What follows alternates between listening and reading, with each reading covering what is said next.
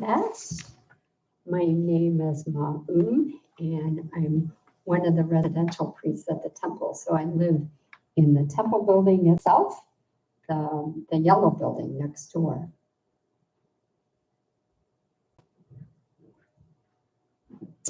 And have the advantage of keeping company not only with residents, but also Buddhas and Bodhisattva statues all around. It's quite a lovely place.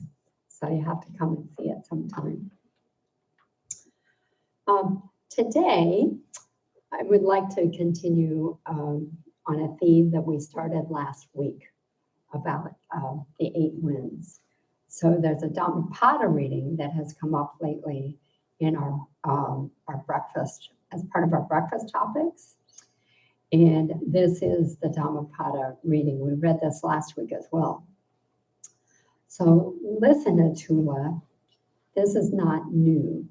There's an old saying, they blame you for being silent. They blame you when you talk too much and when you talk too little. Whatever you do, they blame you. The world always finds a way to praise and a way to blame. It always has, and it always will.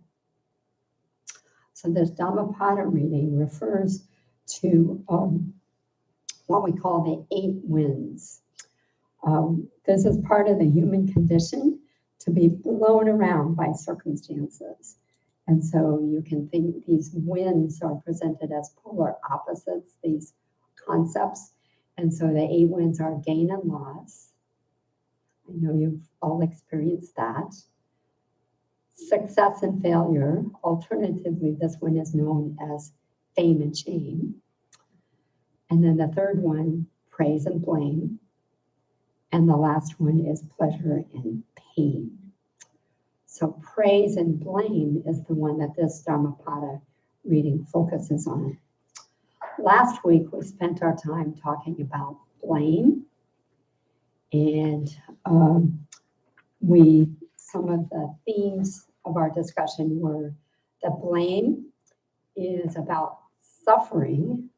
We experience anger, fear, unpleasantness associated with this blame. It's almost always associated with some kind of story. So yesterday, out on our street, there was a woman sitting in a car, and she was blocking our driveway a little bit. So I asked, well, what's going on? And she says, I was just in an accident. Look at the side of my car, it's all scraped. And the other driver, it was that other driver's fault. They didn't realize that I had the right of way. And so that right away, this story comes up that it's that other person's fault. And she said, well, the other driver said it was my fault. So a good example of blame that comes up in everyday life. So there, again, it's about suffering. It's about stories. And it often is associated with some kind of victim mentality. So when blame is coming our way, we feel like a victim. And sometimes we get blame because we're feeling like a victim. So we talked last week also about skillfully working with blame, which involves looking at our own role of things. What's our role in that story? And asking ourselves the question, what do I need to learn from this situation? And coming to the realization that the victim and the blamer are not so far apart in terms of their human condition and their needs. And so when the blame is coming our way, we're better able to recognize that the person who's giving it is suffering just as much as we are. So it's somebody who is confused and needs our help, as opposed to somebody that we want to push back against. Okay, so that was about blame. And this week we're talking about praise. So what about praise?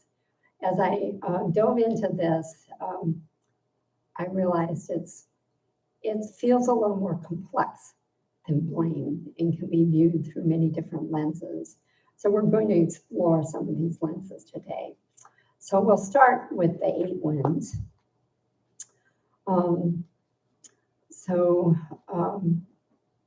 The world finds a way to praise as well as a way to blame. But when we hear this praise coming up, it's often connected to a craving for recognition or social approval. And so, especially maybe when it's coming at us, it may feel good and we may want more of that praise. And so somebody may say, oh, that dress that you made is very beautiful for me. And so then the response from the person receiving it is, thank you. What did you like about it specifically? And what more did you like about it? These kinds of things. And so it's sort of this craving for recognition. And so it's tied to, I want attention from others, and it's also tied to wanting reassurance. So when I give Dharma talks like this, sometimes I'm hoping for feedback. So just to know if, my words are being heard, if it's having an impact, these kinds of things. So that's a little bit of craving, I think, on my part as well. Interestingly enough, when we look at praise, it does not always feel good. There's an article in Psychology Today that says 70% of us feel uncomfortable with praise. Does this apply to any of you? Yeah, it does apply to a lot of us. And so how do we know that we're uncomfortable with it? Think about what you do when you're uncomfortable with praise. Some of the responses are to make a joke out of it. Well, sometimes I get things right in response to a compliment. Or to say, no, this was all you. You're the one who deserves the praise. So we try to deflect it. Quickly change the subject. Thank you. And what are you doing for the game tonight? Or to write it off. It was nothing. I was just doing my job. So these are ways that we can recognize our discomfort with praise. So as we look at then, why is it that we're uncomfortable? That's an interesting question to ask. So one reason might be that we have low self-esteem, and so we're just trying to protect ourselves. That, oh gosh, if this person gives me praise, then that means that they'll expect more of me next time. And so it's a form of self-protection. But oftentimes it's because the way the praise is delivered or the content of the praise. And so here's some interesting examples. So praise that's based on superficial things, something we did that day, or something we wore, or something we said that elicited this praise from somebody. And so the giver of the praise is saying that whatever we did made them happy, made them feel happy. Sometimes the praise is based on the notion of who or what someone is. So they have an idealized notion of this. So someone may say to you, you're really my best friend. And that may not ring true to you, but they have this idealized notion of you being their best friend. Or when people come to the temple, we get this a lot too, because people are looking for spiritual reassurance, spiritual teachers who are perfect and always walk the right path. And so, then here comes the wind, and we easily get blown off that pedestal because the praise was based on some sort of idealized story. Praise is uncomfortable when the compliment is not true. I remember this was several years ago, and now I had an aunt who came over for dinner and made this a special dessert and whipped some cream to put on top of the dessert. And it was only much later that I realized that it was salt that I put into that whipping cream and not sugar. However, the response was, oh, that's the most delicious dessert I ever ate. So that's just kind of a ridiculous version of giving a compliment when it's not even true. And we all do that sometimes, and we all receive those sometimes. There are compliments that seem like it's sort of damning with faint praise. You know what this is about. So one that I receive from time to time that always kind of ticks me off is, you do that office work so well. I'm glad I don't have to do it. So, and then compliments often are based on anxiety or fear. So we have to watch out for these kinds of things. But one theme that runs throughout this is praise. It's often more about the giver than it is the receiver of the praise. So that takes me then to the question of, are there forms of praise that do make us feel good?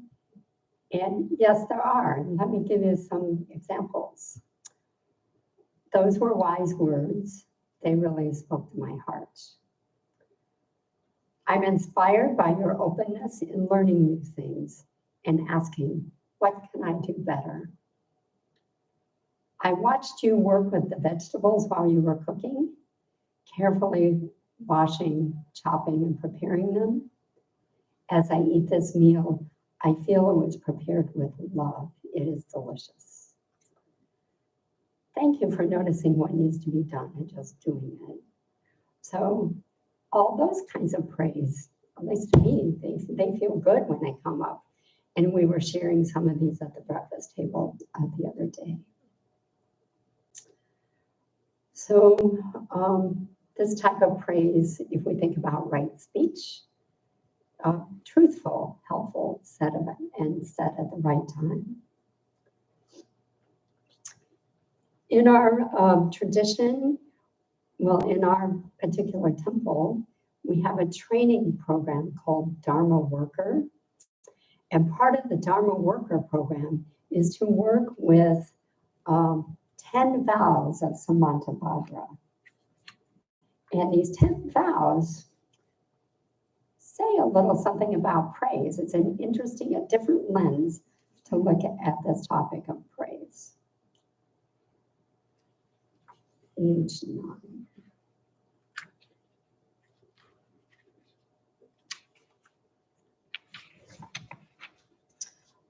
Okay, so it starts with, I will honor all Buddhas and never grow tired of it. But then the second vow is, I will praise all the Tathagatas and never grow tired of it. So what's that about? First of all, what's a Tathagata? Does anybody know what that is? You want to give us a quick definition? Well, I think I know, but now I'll find out.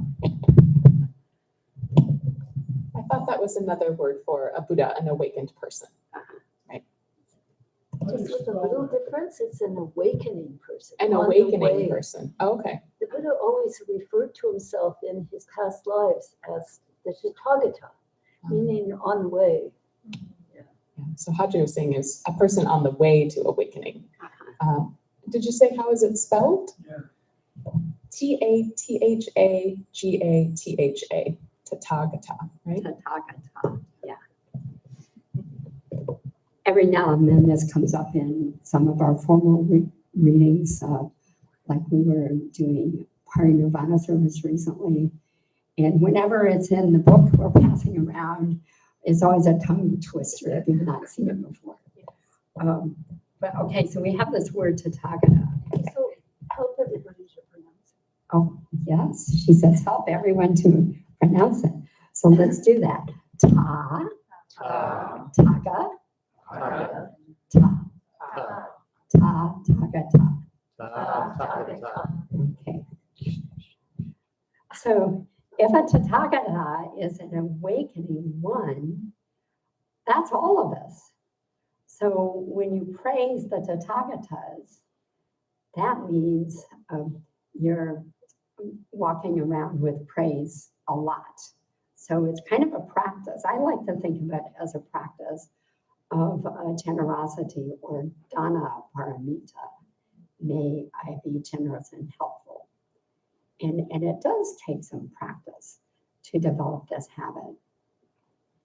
So as I think about giving skillful praise and honoring, giving praise to the Tathagatas, what that means to me is I'm looking for those qualities within each person I meet that are qualities of a Buddha, that are noble qualities, qualities that I want to cultivate for all of us.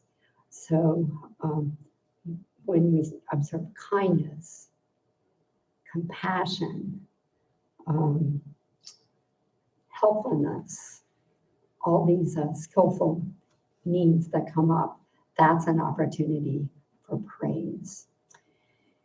And in our culture, I think there's a tendency not to do that so much. There's more of a tendency to blame. And maybe part of the habit of not doing it so much is that 70% of us who's sort of uncomfortable with praise to begin with. Okay.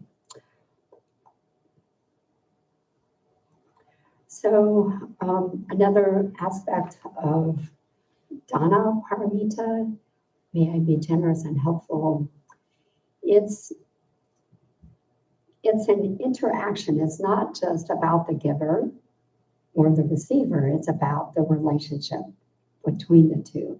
And so it gets sort of passed around and can grow in beauty. When we talk about dana paramita, an example of this relationship often comes up. Native American cultures, when there is a new chief or some special ceremony, what happens is they bring the very best gifts of the community and distribute them to the whole community. So the whole community then shares. And so it's this idea of, okay, let's all pass the praise around and help the community grow as a result. So those are some thoughts about dana paramita and Tathagatas. A third lens that I want to bring up is praise as a spiritual practice. So this morning, when we chanted the 3 refuges in Sino-Korean, I'm going to give you an English translation of that. So I'll do the Korean and then I'll translate it. So we start with Chi Shim Kwimyone Shiva Samse Chemang Chahe. And we do that for each Buddha, Dharma, Sangha. And so here is the English translation. With my utmost heart, I make devotions to the eternally existent assembly of all the Buddhas of the past, of the present, and of the future, throughout the 10 directions as countless as the lands and seas in Indra's jewel net. That's about Buddhas. And then about dharmas, which means teachings. With my utmost heart, I make devotions to all the dharmas, eternally existent, of the past, of the present, and of the future, throughout the 10 directions, as countless as the lands and seas in Indra's jewel net. And then the one about sanghas.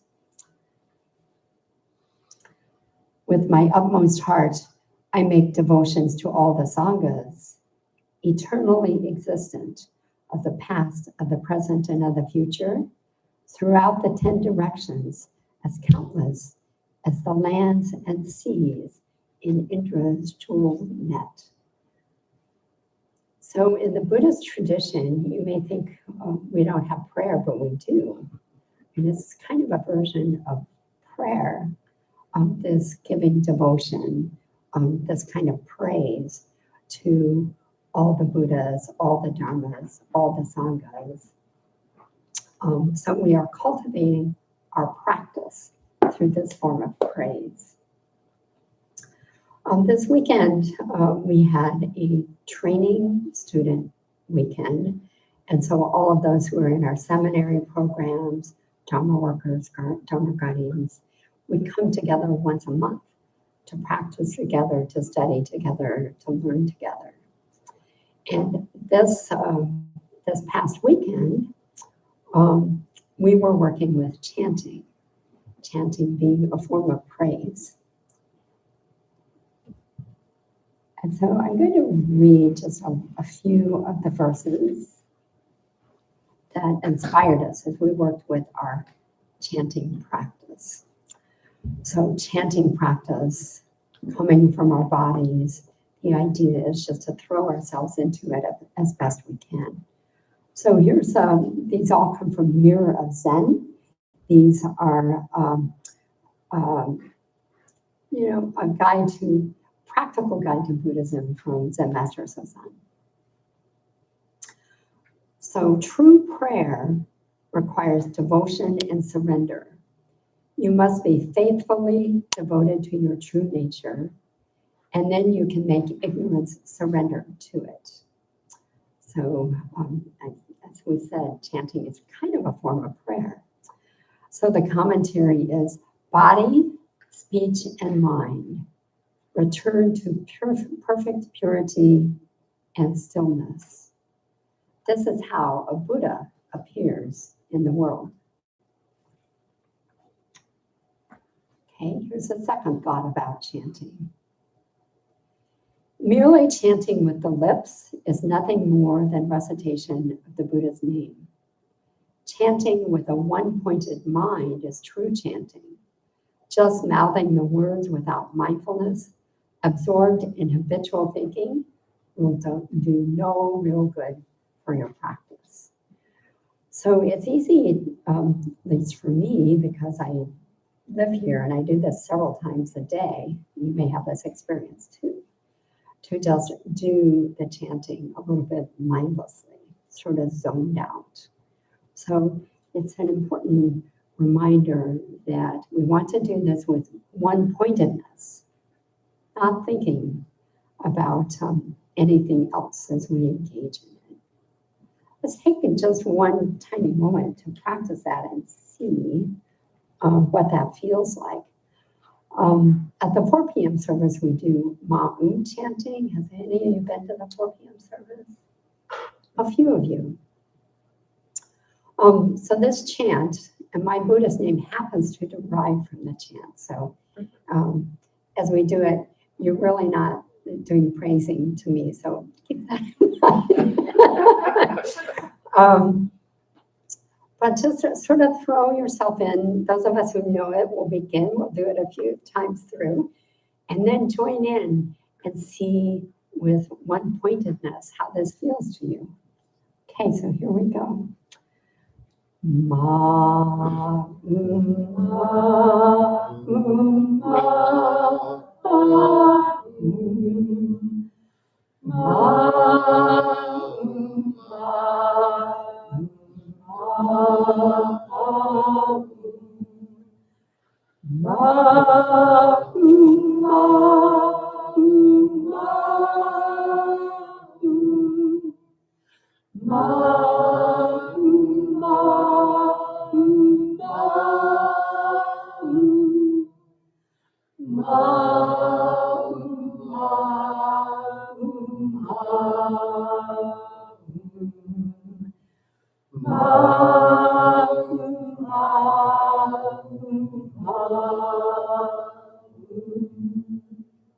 Pausing to let that resonate.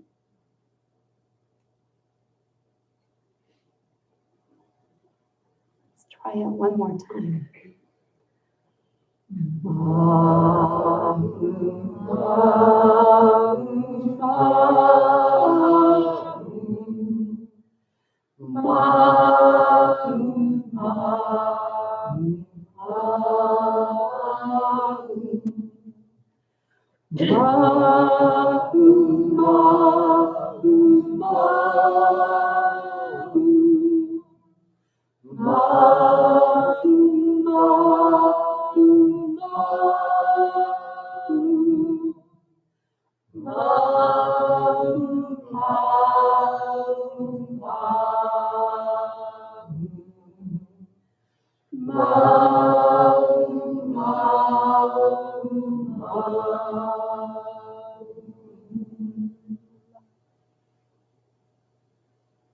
And letting it resonate. So the idea with this chanting is to create a little bit of spaciousness, connection with our body so that we can feel it throughout our body. I'm wondering what that experience was like for you.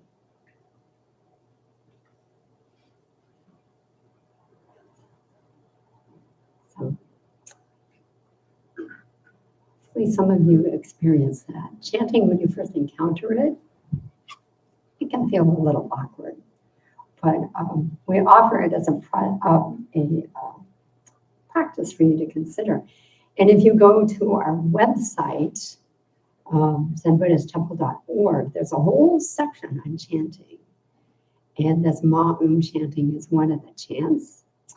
And Sanha, our priest in Toronto, is chanting it.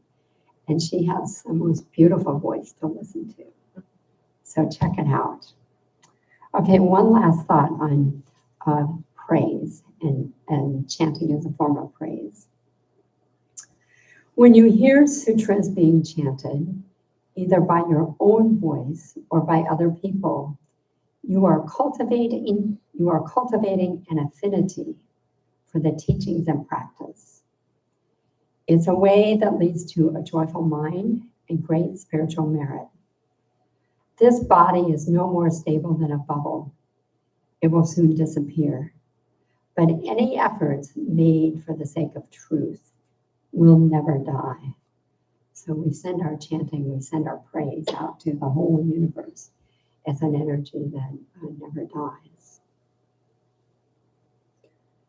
So I wanted to leave a few minutes for thoughts or comments that you may have on this topic of praise that we've talked about today. So we looked at it from three aspects. One was these 8 winds, which is a praise may not necessarily feel all that good.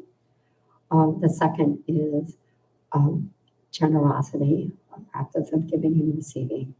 And the third is praise as a form of spiritual practice. So just pass the microphone around for anyone who would like to offer comments.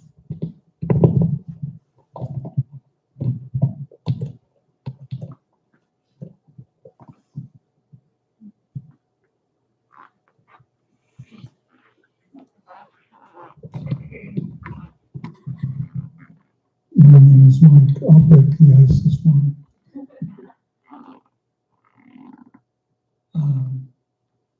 About chanting, there's an old saying, they that sing twice.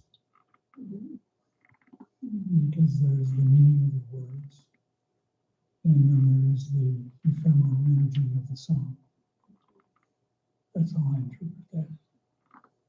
Praise. It's hard to accept praise for work done because I'm able to do the work that I do because of gifts that I've been given. And how can you accept praise or a gift.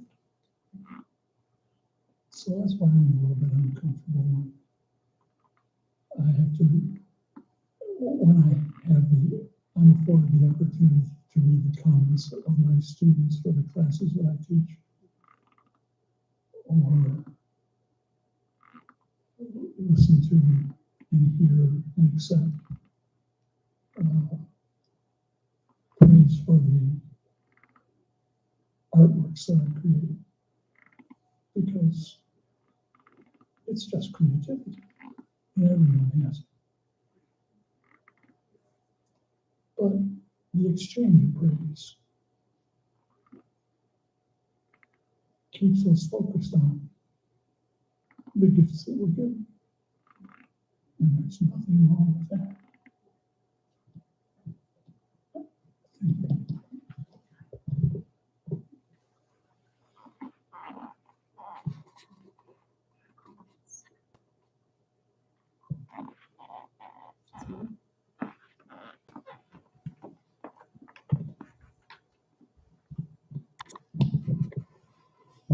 In the second part, you were talking about the giving and the receiving. It's been a practice since I learned here in one of the Dharma training programs that receiving is another form of dana, to actually receive the praise. And even a simple thank you, I try to turn it around and think, oh, this is my gift to you. I accept this praise. And I think that's a really nice practice.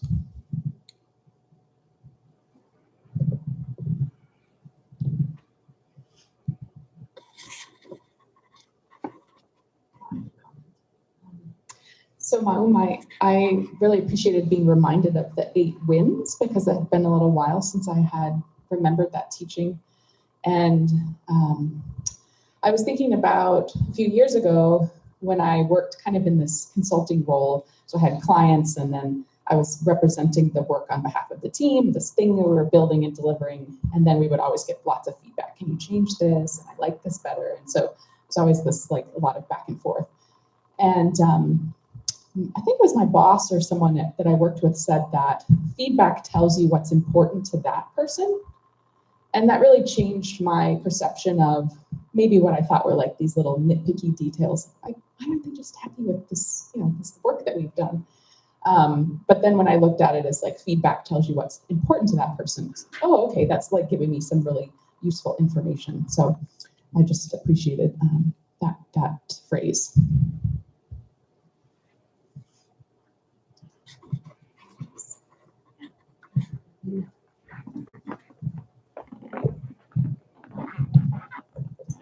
I'd like to continue where you stopped, because I think when we praise, even when we blame, it's our way to communicate, and like the praise, I, like all of us, feel uncomfortable with it, but I'm training myself actually to see the other side, because when people like my artwork and want to talk to me about this, instead of just running away, I try to find out what touches them and what's important for them. And it's just, I'm thinking, the praise, if it doesn't, if I don't let it to disturb me too much, just take it as an information that such and such like what I did, and keep my balance, and doesn't. The trick for me, do not let it to affect it too much, but I appreciate what people say, because it's their way to interact, and I think it's very important.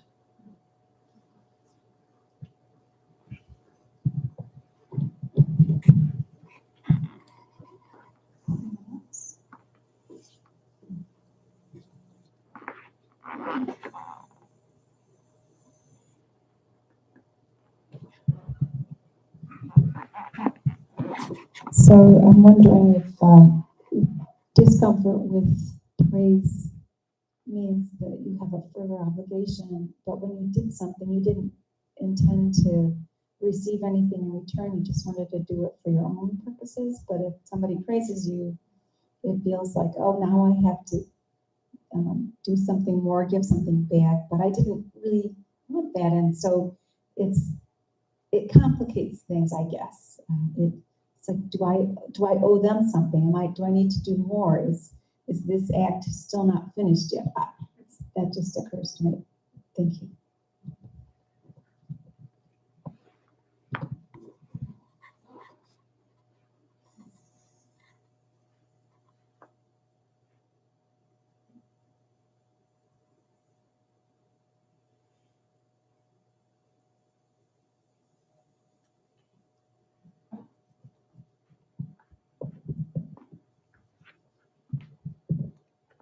Thank you for sharing your wisdom on this topic of praise. I encourage you sometime today or sometime in the next week to be a giver of praise. Find an opportunity to be a giver, and find an opportunity when praise comes your way just to maybe respond with thank you and see how that feels. Okay.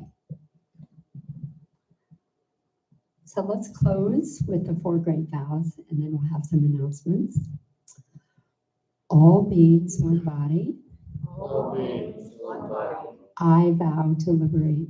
I vow to liberate. Blind passions, one root. Blind passions, one root. I vow to terminate. I vow to terminate. Dharma gates, one mind. Dharma gates, one mind. I vow to penetrate. I vow to penetrate. The great way of Buddha. The great way of Buddha. I vow to realize. I vow to realize.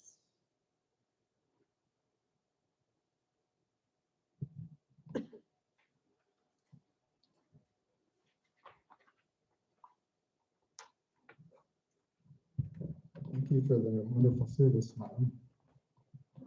To everyone from coming. Thanks.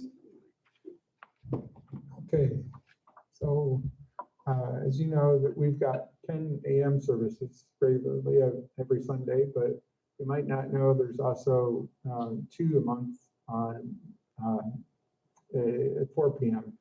And that's the first and third weeks. So that starts today. And as you've also found out is that we're kind of mask optional now. And feel free to wear a mask, please do, especially if you find that you might be symptomatic a little bit. It keeps us all safe. We've got a big weekend coming up here. It's kind of a big step if you've never been to a retreat before, but this is one of our 2 main retreats in the year coming up, starting Wednesday and going on until Sunday. And it's overnight. You can come for the whole thing or part of it. We stay overnight. We have meals. We do work. In addition to really deepening our meditation practice, seeing what it's like to really completely get into the calm meditation. So yeah, you might be interested in coming to that.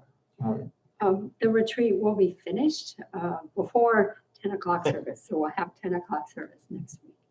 Yeah, true. Yeah, and we'll be setting up. And then after today's service too, we'll sort of deconstruct the setup for the service. We have the mats and cushions that are along the carpet here. They stay, and then the ones off to the side either go in a stack over here or stack over there. And in fact, there could be 2 stacks for that one because we have these oddly shaped ones towards the back, which we lovingly refer to as dog mat cushions for our special needs of our needs. We've got regular weekly activities too, meditation classes. One's coming up in about a month, it's the next one. And then we've got weekend opportunities to be here too. Saturdays, 3 to 5 if you like gardening. We're starting up again this year. We got a sign-up sheet outside here, or Haji has one with her. She'd probably tell you more. Maybe now is a good time to talk. We're going to do some garden work today to getting ready for our compost. Please repeat it so people can hear. I can repeat it. All right. Good morning. We always have a little bit of work after this Sunday service out in the yard. And last week, maybe about 8 people came. It was to dig the bed for this big bed of sunflowers we're going to be growing just along our fence from Woodlawn. And today, we're going to get ready for our brother Fatu to put our compost bins in place behind the chicken coop. And behind the chicken coop is are some big containers of soil and compost that we've been saving. We need to move them. And if you have a little bit of strength or could use a dolly, it will be something I think could take us only about 10 minutes, 15 minutes if we work together. And then we'll bring in the bins because they're already made and put them in place behind the chicken coop. So if you're interested to help with this, we'll always be doing things like this after the service. And we'll also, as someone pointed out, be doing something Saturday from 3 to 5, rain or shine or cold or whatever. There's always something to do in the garden. So I welcome you to join. There's gloves and hats and knee pads if you need them today for about 15 minutes. And Chaba, I was going to especially invite you to come. You know why? Yeah, Chaba has taken up weightlifting. And it seems like when I can't lift things, she surely can. Maybe some of you are also in the same boat. But if you're not, we can work together. That's how we move big weights. Thank you.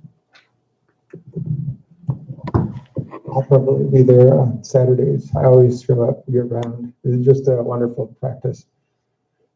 Also on Saturdays, we've got a BIPOC meditation group. For those of you who aren't familiar with the term, it's Black, Indigenous, Person of Color. So anyone that identifies like that can come to our in-person or online meditation group. Also on Tuesday nights, we've got yoga classes here in this room, 6:30 to 8 or so, with David Black. He's been our volunteer yoga teacher for about 20 years now. So he's a wonderful teacher. Let's see, there's a few things going on today, I believe. We already got started maybe with the precepts, but it's ongoing, possibly still accepting new people. Yeah, I can say a word about that. So once a year, we have a special study group to study the Buddhist precepts, which are the moral guidelines of our tradition. And then that culminates in a special ceremony on July 4th to formally commit to the Buddhist path. So we had our first meeting this past Thursday. If anyone is quite interested in taking the precepts this year versus next year, please come and talk to me. We may be able to add you to the group a little late, although we do encourage full participation as much as possible. So if you have any questions about the precept taking process or are interested in renewing your precepts, if you've been a previous precept taker, please let me know. Thank you. I just learned something too. This year we're having these precept meetings at 6:30 on Thursdays here. Okay, but we do have one ongoing meeting on Sundays here. I can tell you more. Sorry, Ilja. Recovery Dharma meets Sunday today at noon, right next door in the library. And we also have an online only Zoom on Thursday evenings from 7 to 8 p.m.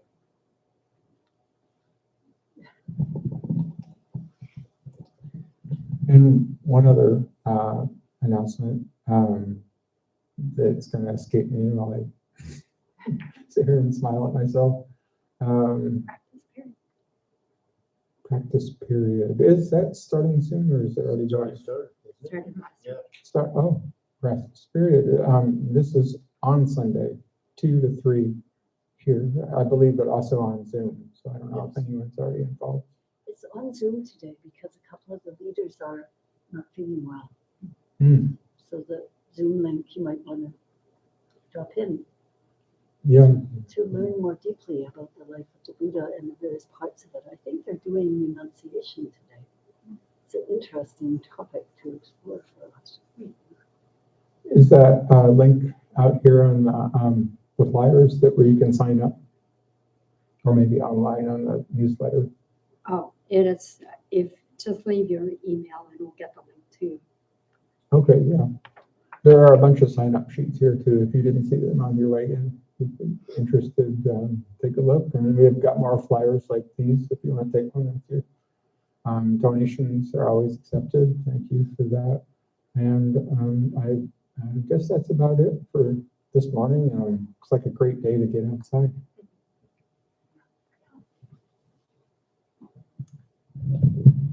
Great, thank you, Samoon.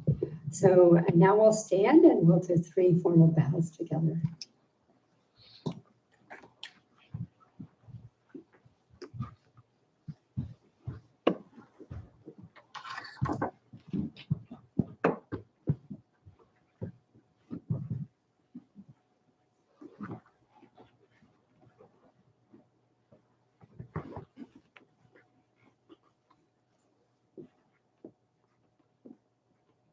Again, just feeling our feet connected to the floor, breathing, and making 3 deep bows.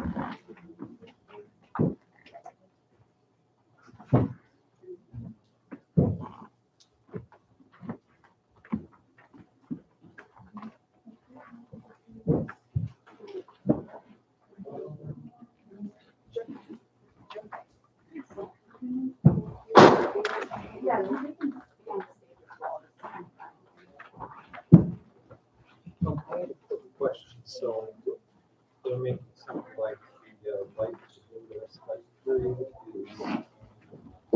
That's correct.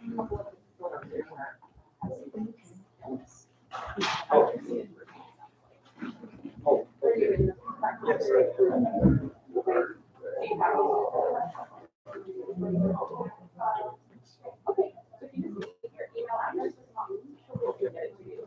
Oh, okay. He does have a question. You may not know that Well, oh, chocolate. Okay. Yes. Oh, yes, a couple of those little things on the altar I made. How do you like it? I like it a lot. It's very hard. These are 2. This was like a funny little mistake that I like kept. it. Yeah. I like it. It's nice. And this one I did a carving. Yes. So you prepared the cups. That's okay. Yeah, just like with the wooden pencil tool. Remind me, where do you take The art center. Art center. Mm-hmm. So you may want, if you, when you will down to this, if you want more, you can explore studio where I go. Yeah. It's in Plymouth Road. Okay. It's called Clayworks. Okay. I'll look it up. So there are classes and it's a very nice community. Nice. Yeah. So just if you want to do more shop around. Yeah, because yeah. there are so many. There are quite a few places in the Arbor. I know there's so many very talented artists. It's like. Yeah. The place where the clay works, it's very heterogeneous. And there are people from young to